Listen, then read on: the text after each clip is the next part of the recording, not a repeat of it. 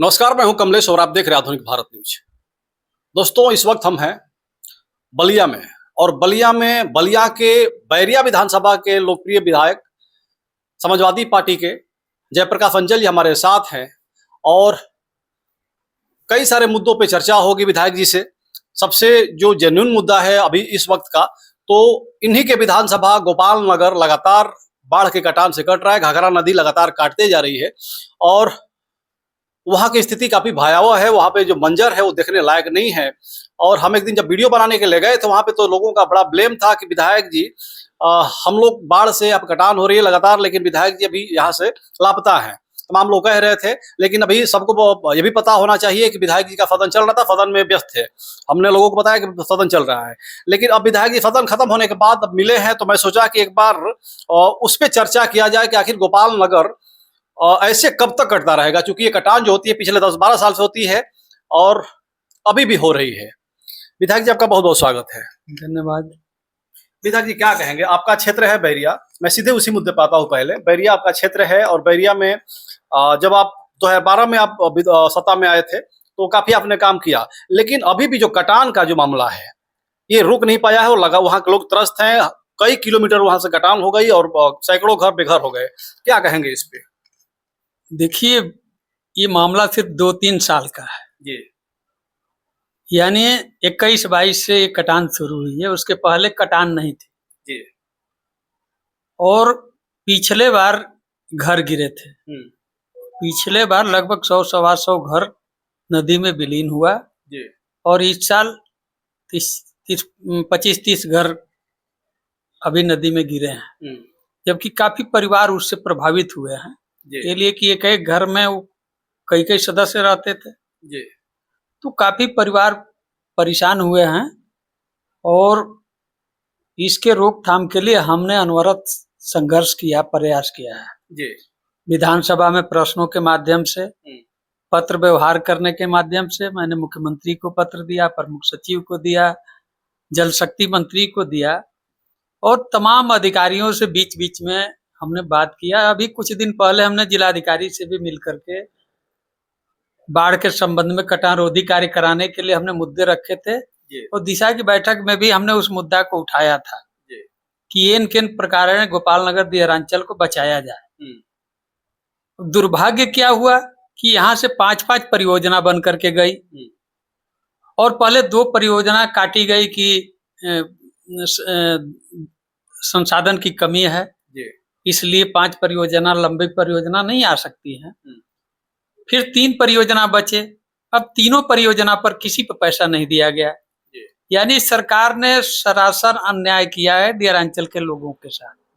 फिर उसके बाद हमने बहुत प्रेशर बनाया तो वो लोग कहे कि हम लोग अनुश्रवण मद से कुछ काम कराएंगे।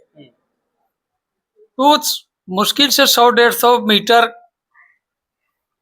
ट्यूब बैग वाला कार्य वो लोग कराए और बीच में काफी हिस्सा लगभग 70 मीटर करीब का कार्य नहीं हो पाए और उसके चलते नदी का जो टर्न हुआ वो वही बचे हुए हिस्से में हो गया, जबकि उसके लिए भी हमारा दबाव था कि उसको किसी तरह से उसको पूरा कराया जाए और वो परियोजना पूर्ण नहीं हो पाई और जो हिस्सा बचा हुआ था नदी का दबाव उसी तरह से हो गया। हो जाने के बाद जो पिछले साल कटे और इस साल जो बचे थे, जो बचे हुए घर अब उसके चपेट में आ गए और नदी भी वहीं घूमी जहां आबादी थी। तो आबादी के चलते वो घर नदी में विलीन हुए और प्राइमरी पाठशाला जो वहाँ गोपाल नगर टांडी कटा था वो हम ही लोगों के सरकार में वो प्राइमरी पाठशाला भी बना था।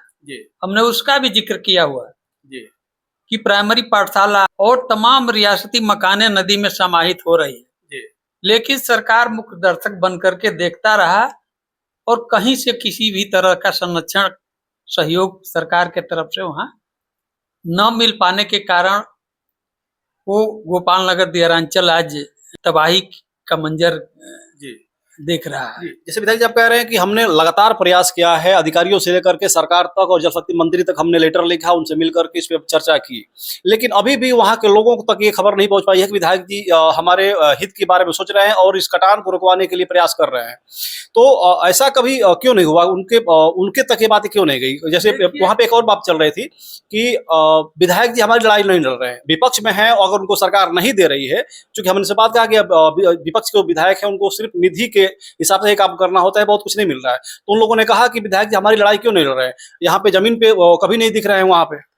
देखिए, जमीन की लड़ाई मैं जिस समय पहले बार विधायक हुआ 2012 में, मैं 2012 से ही उस दियरांचल की समस्या को लेकर के अनवरत लड़ा और हमें हर बार सफलता मिली। दियरांचल का इलाका ये था कि एक पुल पहले बना हुआ था जो बह चुका नदी के धारा में, दूसरा पुल बना, वो पुल धंस गया। मैंने इस समय जो वर्तमान में पुल, जिस पुल से आप गए होंगे दियरांचल में, 225 मीटर लंबा पुल, लगभग 20 करोड़ की लागत से मैंने अपने कार्यकाल में उस पुल को बनवाया। विधायक जी आपने जो काम किया, पूरे इलाके में एक एक घर तक अगर विद्युतीकरण हुआ है तो वो भी मैं खुद करवाया। मेरे रीजन में विद्युतीकरण हुआ, जबकि वहां उससे पहले आजादी के 75 साल 70-80 साल बाद भी अगर दियरांचल इलाका विद्युतीकरण से वंचित था और वो जयप्रकाश अंचल के माननीय अखिलेश जी के सहयोग से अगर विद्युतीकरण हुआ तो कहीं न कहीं उस इलाके के लोग धन्यवाद देते हैं। भाई, आलोचना तो किसी का कभी भी कोई कर सकता है, लेकिन ये मैं नहीं जानता हूं कि कौन मेरा आलोचना कर रहा है। हम लोगों का लक्ष्य पहले भी विकास रहा और आज भी विकास है। और इतना ही नहीं, वहां 5-7 पुल देखेंगे, 54 लाख का पुल हमने बनवाया, एक गांव को दूसरे गांव से जोड़ने के लिए। सड़कों का हमने जाल बिछवाया, स्कूल नहीं था, स्कूल दिया, पानी की टंकी हमारे रीजन में बनी, वहां राजकीय इंटर कॉलेज भी मैंने स्वीकृत कराया था। अब जमीन न मिल पाने के कारण वो राजकीय inter college Bharatiya Janata party के सरकार में दूसरे जगह जाकर के बन गया। तो अगर उस दियरांचल से मेरा आत्मिक लगाव नहीं होता तो इतनी परियोजना हम क्यों देते? क्या भारतीय जनता पार्टी के सरकार में भी वहां एक को काम हुआ है? एक भी परियोजना वहां गई हुई है? जो भी वहां कार्य देखेंगे वो समाजवादी पार्टी के सरकार में हुआ है। चाहे सीसी रोड देखेंगे, पीच रोड देखेंगे, पुल पुलिया देखेंगे। इस समय भी अगर इस कार्यकाल को भी देखेंगे तो हमने 2 पुलिया बनवाया है और 5-6 सीसी और इंटरलॉकिंग मार्ग उन ग्राम पंचायतों में दिया है। तो अगर हमारा वहां के लोगों से आत्मिक लगाव नहीं होता, उनकी मदद हमें नहीं करनी होती, तो उतना विकास थोड़ी नहीं होता। अभी कई बार वहां आगजनी हुई, दलित बस्ती जल गई थी, बिन टोला जल गया था, वहां भी हम लोग जाकर के आर्थिक सहयोग से लेकर के अन्य सामग्री उपलब्ध करवाए। उन लोगों को दैवीय आपदा के तहत सैकड़ों आवास हमने स्वीकृत करवाया।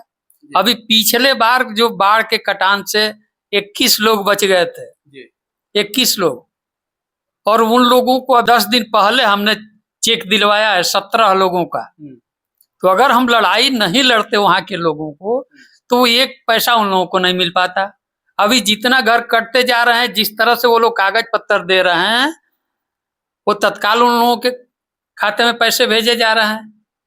तो ये कहीं न कहीं प्रशासनिक स्तर पर आम लोगों के साथ हम लोगों का आत्मिक लगाव है। अभी हमने पूछा कि क्या क्या वहां की आवश्यकता है। कुछ लोगों ने कल की बात किया कि हैंडपाइप, हमने कुछ हैंडपाइप लगवा भी दिया है और कुछ अभी लगाएंगे भी आगे। लाइट की बात हुई तो लाइट भी हमने कह दिया है 2-3 दिन के अंदर में, चाहे 4 दिन के अंदर में सोलर लाइट वहां लग जाएगी। 5-6 जो भी आवश्यकता होगी। पिछले बार के जो लोग कट करके बस्ती बसी हुई है उसमें हमने संघर्ष करके बिजली भी लगवा दिया है। विद्युतीकरण जो कटान पीड़ित जो वहां बसे हुए हैं, उस बस्तियों में विद्युतीकरण कराने का काम हम ही किया है। वहां कई ट्रांसफार्मरों की आवश्यकता थी, मैंने ट्रांसफार्मर भी दिलवाया है। तो ऐसा नहीं कहा जा सकता है कि सदन में नहीं विधायक जी, जो मेरा व्यस्त है। सुनिए, जो मेरा कहने का तो मतलब था जो कि भी- लड़ाई की जो मेरा कहने का मतलब था, लोगों का लड़ाई का मतलब ये नहीं था कि आप लड़ाई नहीं लड़ा, काम नहीं किए। वो लोग ये भी बता रहे थे कि विधायक जी ने जब सरकार थी तो बहुत किए और यहाँ पे 100 बेड का हॉस्पिटल भी बनवाए, ये भी वो लोग बता रहे थे। लेकिन लड़ाई का मतलब ये था कि अभी हमारा घर कट के जा रहा है और हम लोग अधिकारियों से लगातार गुहार लगा रहे हैं कि अगर हम जैसे एक परिवार जैसे एक पूरा घर है और आपके संज्ञान में मैं दूं जी मेरे पास सुन लीजिए विधायक, एक मिनट बस। अगर एक आंगन है, एक आंगन में आप भी देखे होंगे वहां पे 4-4 5-5 परिवार जीवन यापन करता है। एक ही आंगन में 5-5 चूल्हे जलते हैं, वहां पे पांचों परिवार अलग अलग है, लेकिन सिर्फ एक मकान को मुआवजा दिया जा रहा है। जो भी मकान गिर रहे हैं उसमें 5 चूल्हा भले जल रहे हैं, 5 परिवार भले हैं, लेकिन सिर्फ एक मकान को हम मुआवजा दिया जा रहा है। तो उनका कहना यह था कि अगर हमारी अधिकारी नहीं सुन रहे हैं तो हमारी लड़ाई कौन लड़ेगा? देखिए, उनकी लड़ाई मैं खुद लड़ रहा हूँ। जी। उन लोगों को भी जानकारी है, आप मीडिया के हैं तो आपको भी जानकारी होना चाहिए जी। कि शासन से धन नहीं आएगा तो दियरांचल के खाली बात करने से, आश्वासन देने से कुछ नहीं होना है। मैं अनवरत प्रयासरत हूं। मैं बताया ना कि पिछले साल का 21 लोगों का पैसा नहीं गया था और इस समय मैं दिलवाया हूं 10 दिन पहले।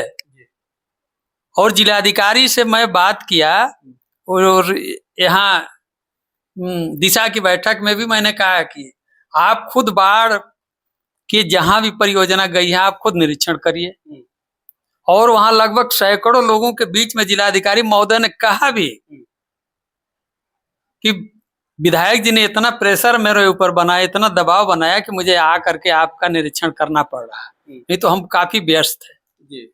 और उन लोगों के संज्ञान में है कि नहीं कि इस समय सत्र चल रहा था और सत्र चल रहा था, अगर उनकी समस्या को हम इस सत्र में नहीं उठाते हैं तो फिर अगली परियोजना भी नहीं आ पाएगी। तो हमें तो शासन प्रशासन को आगाह करना है कि हमारी दियारांचल की मूलभूत समस्या क्या है, और जब तक वहां हम सरकार के कान तक अपनी आवाज नहीं पहुंचाएंगे अपने क्षेत्र की, तो पैसा नहीं आएगा। तो ये आज मार खा रहे हैं, कल भी मार खाएंगे। तो अगर उसके प्रूफ की आवश्यकता होगी तो मैं अभी प्रूफ दे दूंगा। नहीं, वो तो देखा गया सदन में मैंने तमाम चिट्ठियां लिखी हैं, तख्तियों के माध्यम से भी मैंने बताया है। पूरा लाखों लोग देखे हैं उसको, लाखों लोग देखे हैं कि दियारांचल की समस्या को लेकर के हम लोग धरना प्रदर्शन दिए। आश्वासन क्या मिला सरकार की ओर से?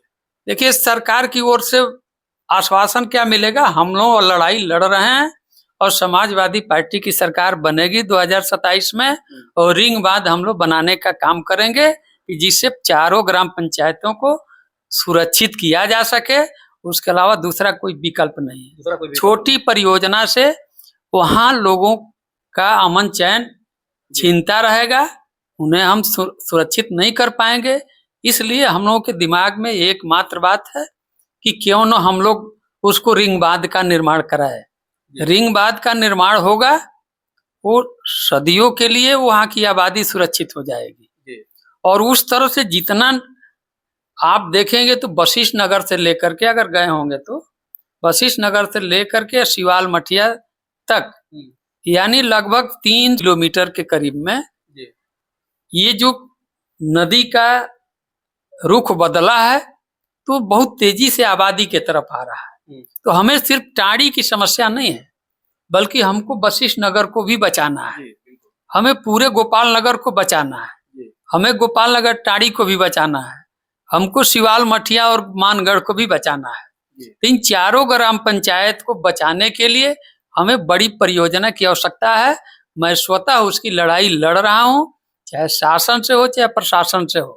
अभी सत्र चल रहा था, सत्र के दौरान मैंने जल शक्ति मंत्री से कहा कि आप क्यों नहीं बचा रहे हैं हमारे दियारांचल को।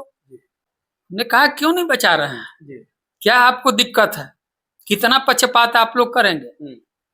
इसलिए कि हम लोग विपक्ष के विधायक हैं, तो वहां भी इंसान रहते हैं, वहां भी आपके पार्टी को भी वोट मिलता है। ऐसा नहीं है कि 100 में 100% सभी समाजवादी हैं। वो इतना ही कहे कि नहीं होगा होगा, झूठ होने से तो होगा नहीं जब तक कोई वहां परियोजना न जाए। कितने लागत की परियोजना होगी जो रिंग बांध की परियोजना बता रहे हैं, कितने लागत की लगभग? देखिए, वो लंबी परियोजना होगी, लगभग 100-150 करोड़ की परियोजना होगी। और तभी संभव है कि जब समाजवादी पार्टी की सरकार होगी। जी सरकार होगी तो हम लोग लड़ भिड़ करके, क्योंकि दुबे छपरा रिंग बांध का निर्माण हुआ 39.5 करोड़ के लागत से, हमने उसको पास करवाया था। इब्राहिमाबाद नवबरार में जो रिंग बांध बना था उसका भी हमने पास करवाया। शील्ड स्टोर गंगा नदी से हटाने के लिए उस परियोजना को हमने पास करवाया। बैरिया में 100 बेड का अस्पताल, पूरे जनपद में नहीं है कहीं 100 बेड का अस्पताल, हमने बैरिया में 100 बेड का अस्पताल दिया। बैरिया गांव का विधानसभा था, हमने नगर पंचायत हमने बनवाया। 3 सब स्टेशन हमने बैरिया में दिया। पॉलिटेक्निक कॉलेज की हमने स्वीकृति कराया, बालिका इंटर कॉलेज, बालिका डिग्री कॉलेज, मंडी, अग्निशमन जैसे तमाम बड़ी बड़ी परियोजना। सड़कों का चौड़ीकरण जो देख रहे हैं, रेवती से लेकर के लालगंज, बैरिया से लेकर सुरेमनपुर, टेंगराई से लेकर जयप्रकाश नगर, इन सारे सड़कों का निर्माण हमारे रीजन में हुआ। तो हमने तो जितना विकास कार्य बैरिया का किया है, मैं तो कहता हूं, मंचों के माध्यम से कहता हूं कि लोगों को उसका मूल्यांकन करना चाहिए कि समाजवादी पार्टी की सरकार थी तो हमने कितना किया। मैं आज एमएलए हूं, विपक्ष का एमएलए हूं, कितना मैं काम किया हूं, कोई हमसे हिसाब ले। वही भारतीय जनता पार्टी के भी एमएलए थे, अपने रीजन में कितनी बड़ी बड़ी परियोजना लाए। बसपा के भी एमएलए थे, उन्होंने अपने कार्यकाल में कितनी परियोजना लाए। तो ये तो जनता को मूल्यांकन करना चाहिए। आप तो विधायक इतनी परियोजनाएं गिना रहे हैं लगातार, और जिस विधायक भाजपा विधायक की बात कर रहे हैं, हमने उनसे भी बात किया तो वो कह रहे हैं कि अंचल जी का दायित्व तो बनता है कि इस बार कटान से बचाएं, और वो सिर्फ हफ्ते में एक दिन आते हैं और यहाँ पे निमंत्रण करते हैं फिर चले जाते हैं। देखिए, अंचल जी हफ्ते में एक दिन नहीं जाते हैं, बल्कि अंचल जी को जब समय मिलता है तो दुआबा में जाते हैं, लगातार भी रहते हैं। अभी सत्र के पहले इधर 29-30 को हम लोगों की बैठक थी लखनऊ में, उसके पहले 4 दिन मैं लगातार रहा। और उसी दियरांचल में लखनऊ जाने के पहले मैं 2 बार गया। एक बार पहले सिर्फ वहां गए थे गोपाल नगर टाड़ी पर, जिसमें कुछ अधिकारियों को भी हमने वहां बुलवाया, मौका मुहैया करवाया। फिर उसके बाद 1 हफ्ते के बाद भी मैं गया तो उधर वशिष्ठ नगर से लेकर के गोपाल नगर टांडी तक मैं खुद भ्रमण किया। तो ऐसा नहीं, अगर कोई देख नहीं सकता तो भाई कोई जरूरी तो है नहीं कि अगर हम गोपाल नगर जा रहे हैं तो सारे लोगों को उसकी जानकारी हो जाए।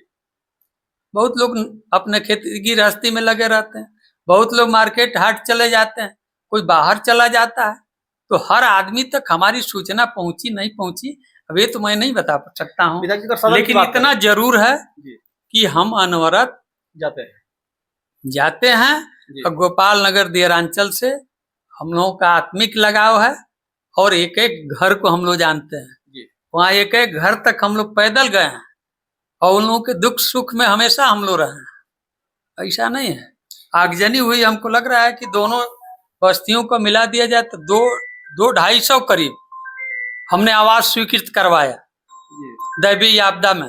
वो सारे मेरे चिट्ठियों के माध्यम से हुआ। आज भी जितने लोगों को मिलेगा उसमें भी हम लोगों का सहयोग है। कहेंगे तो कुछ प्रूफ भी दिखा देंगे, मोबाइल में अगर चिट्ठियां होगी तो आपके मोबाइल पे भेज देंगे, उसको देख लीजिएगा। अभी नियम 56 में मैंने उठाया भी था, अभी इस सत्र में नियम 56 में कि गोपाल नगर दियरांचल को सरकार बचाए और रिंग बांध निर्माण कराए कि जिससे उस इलाके के लोगों को बचाया जा सके।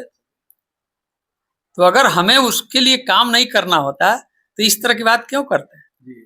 हम लोग ये नहीं है, हमको जो सम्मान देता है मैं उसको दुगुना सम्मान के साथ उसको रिटर्न देना चाहता हूँ। और सही बात है कि विकास हम लोगों का मुद्दा है। ये बताइए 3 सब स्टेशन हमने बनवाया, उसके पहले क्यों नहीं बने थे? हमने राजकीय इंटर कॉलेज डिग्री कॉलेज बनवाया, उसके पहले क्यों नहीं बना? टाउन एरिया का मुद्दा हमेशा छाया रहता था। वो बालक दास बाबा पुल जो जिस पुल से आप गुजरे हैं उस पुल को भी मैं ही बनवाया हूँ। और इतना ही नहीं, 350 करोड़ रुपए के लागत से हमने गंगा नदी में पक्का पुल भी दिया शिवपुर घाट पर। आज तक उस पुल को ये सरकार पूरा नहीं कर पाई। 100 बेड का अस्पताल इतना महत्वपूर्ण अस्पताल है कि जिससे लाखों लोगों की जिंदगियां बच सकती थी। उस अस्पताल को पूर्ण रूप से भारतीय जनता पार्टी की निकम्मी सरकार अभी चालू नहीं करा पाई, नहीं चालू करा पाई। तो अब क्या कहा जाए? वो भी भाजपा के विधायक थे, उनके कार्यकाल में भी वो बिल्डिंग बन करके तैयार हो गई थी, तो उनको तो उसको चालू करा देना चाहिए था ना। उनकी सरकार थी,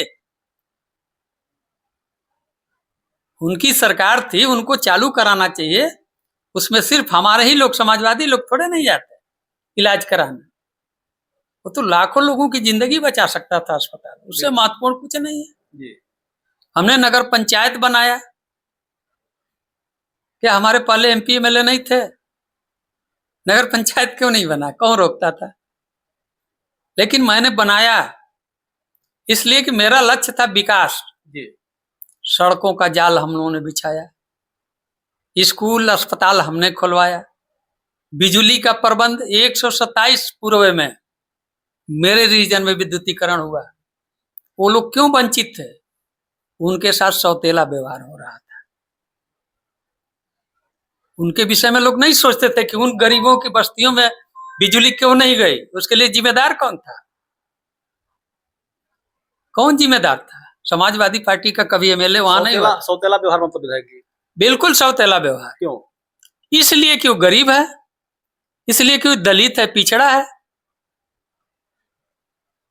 तो अपनी फरियाद किसी जनप्रतिनिधि के पास लेके जाकर के नहीं कह सकता था, इसलिए वो सदियों से विद्युतीकरण से वंचित था। वो हमारे ही रीजन में क्यों हुआ? इसलिए कि हमने परखा, जांचा और उनकी आवश्यकता को समझा। इसलिए उन गरीबों की बस्ती तक हमने बिजली के खंभे पहुंचाए और बल्ब जलाने का काम किया।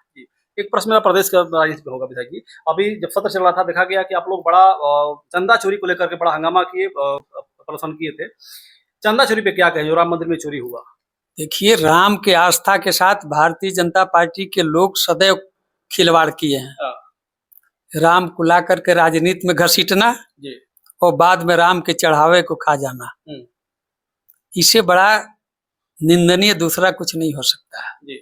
इसलिए कि राम देश ही में नहीं बल्कि विदेशों में रहने वाले करोड़ों करोड़ों हिंदुओं के आस्था का प्रतीक थे। लेकिन ये लोगों ने जिस तरह से बिहेव किया, सही बात है कि लोगों की जितनी निंदा की जाए वो कम है। ठीक है, राम के नाम पर आपने राजनीति किया, कोई बात नहीं, लेकिन हम धन्यवाद देना चाहते हैं अपने नेता माननीय अखिलेश यादव जी को, कि जिनके कान तक थोड़ी सी भनक लगी कि राम के नाम पर चढ़ावा चोरी कर रहे हैं, उसको अपने मोबाइल से ट्वीट करने का काम किए और वाग जैसे फैली। और लोगों ने सोचा कि मैं भी लाखों रुपया, करोड़ों रुपया चंदा दिया है, मेरा चंदा कहाँ चला गया? आज भी कई मीडिया के माध्यम से आप लोगों को सूचनाएं मिली होंगी कि लाखों लाख चंदा देने वाला आज अपने को ठगा महसूस कर रहा है। एक किसान तो अपनी पूरी प्रॉपर्टी बेच करके राम के नाम पे चंदा दे दिया। सिंधी परिवार के लोगों ने तो 200 चांदी के ईंट्स दिए कि राम जी के मंदिर में वो लगेगा, कहीं आता पता नहीं। तो ये राम के नाम पे रोटी खाने वाले लोग भाजपा एक सम्मान क्यों ले रही विधायक जी? जैसे अभी देखा गया कि सदन में ही सतीश महाना जो सदन का अध्यक्ष है, वो कह रहे हैं कि कौन कौन चंदा दिया, थोड़ा हमको रसीद दिखाए। रसीद तो दिखाया, कोई आदमी डाला तो है। अच्छा, कोई एक आदमी रसीद डाला है। लेकिन ये बताएं, आप भी हिंदू कम्युनिटी से बिलोंग करते हैं और हम लोग भी, अगर किसी मंदिर में आप दर्शन करने जाते हैं तो अगर रसीद ही काटना होता तो दान पेटियां क्यों रखी गई हैं? श्रद्धा से जो 100, 50 हजार, 2000, लाख, 50,000 जो करना होता है, लोग दान पेटियों में डाल देते हैं। गुप्त दान होता है, वो गुप्त दान कहा जाता है। और जिनको ओपन दान करना है वो अपना रसीद कटवाते हैं। तो हर दर्शक, हर दर्शनार्थी वो रसीद के चक्कर में नहीं पड़ता है। उन्होंने अपने आस्था के रूप में चढ़ावा भगवान राम के नाम पे करता है कि हमारे हिस्से का 10 रुपया उस मंदिर के निर्माण में, उस मंदिर के प्रसाद में, उसके उत्थान में खर्च हो सके। तो इसके साथ तो ये लोग खुद खिलवाड़ कर रहे हैं। वो जानते हैं भारतीय जनता पार्टी के लोग कि हमने चोरी किया है, इसलिए जवाब नहीं दे पा रहा है। नियम 311 के तहत नेता प्रतिपक्ष माननीय माता प्रसाद पांडेय, हम लोग के नेता माननीय शिवपाल सिंह यादव जी ने सरकार से मांग ही तो किया कि चढ़ावा चोरी पर सरकार चर्चा कराए। तो सरकार चर्चा क्यों नहीं कराई? नीट का पेपर लीक हुआ, क्यों नहीं सरकार उस पर चर्चा कराई? कानून व्यवस्था इतनी खराब हो गई है, सरकार क्यों नहीं चर्चा कराई? शिक्षा व्यवस्था इतनी चरमरा गई है कि सरकार 26,500 प्राइमरी पाठशाला बंद की और 27,000 मधुशाला खोल दी। इस सरकार की क्या नीतियां हैं कि बच्चे अशिक्षित रहें? अगर अशिक्षित होंगे तो हमसे सवाल नहीं पूछेंगे, वो हमसे नौकरियां नहीं मांगेंगे। क्या यही सरकार की सोच है? इसी सोच पर सरकार आगे चल रही है। तो इससे देश और प्रदेश का विकास नहीं होगा। रुपया का अवमूल्यन दिन प्रतिदिन होता जा रहा है। डॉलर के मुकाबले रुपया कहाँ चला गया? 94, 95, 98 रुपया तक $1 की कीमत हो गई। लेकिन सरकार को थोड़ा सा भी शर्म नहीं आ रहा है कि जब हमारे रुपये इतने गिर जाएंगे तो हमारे देश का विकास कैसे होगा? हमें 1,000 करोड़ का बिजनेस विदेश से करना है तो हमें 98 करोड़ रुपया देने पड़ेंगे। तो हमारी सारी रुपया तो उसी में खपत हो जाएगी। हम यहाँ रोजगार कैसे दे पाएंगे? तो आज जिस तरह से बेरोजगारी बढ़ी है, जिस तरह से रोजगार न मिल पाने के कारण आए दिन देखते होंगे कि लोग खुदकुशी कर रहे हैं, जहरखुरानी कर रहे हैं। तो इसका कारण क्या है? जो आए दिन खुदकुशी बढ़ रही है उसका कारण बेरोजगारी।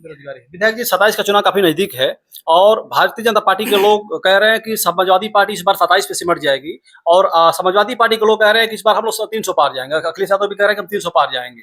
क्या लग रहा है, समाजवादी पार्टी इस बार किस मुद्दे पर चुनाव लड़ेगी? 27 का क्या मुद्दा? देखिए, भारतीय जनता पार्टी पिछले बार 400 पार जा रही थी लोकसभा में, 400 पार जा रही थी और 240 पर सिमट गई।